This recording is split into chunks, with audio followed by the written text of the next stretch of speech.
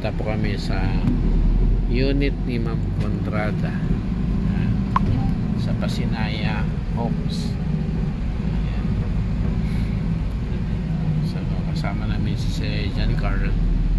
Inassist kami, magban na lang daw kami para mas mabilis.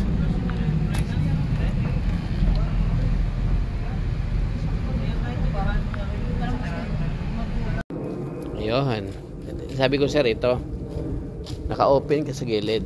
Yan, so pwede ka pumarada dyan. Yan, yan pa yung unit ni ma'am. Yan. So londox na lang kailangan. Yan. So thank you sa JC ha. Yan. So sinamahan pa kami ni sir para masakay sa van. Yan. Pwede makita loob. Nakalak po yun.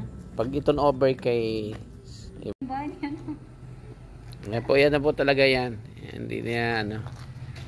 Kaya pag lundoks ni ma'am, okay na yan, BBS na. Saglit lang po yan. Yan. Ito na po yung bahay niya. Ngayon lang po siya po munta para makita. Pero po, pagpasa na po siya ng requirements. Ngayon si ma'am, susunod naman, ayun. Pag second, may kapatid siyang ano employed din eh. Yan.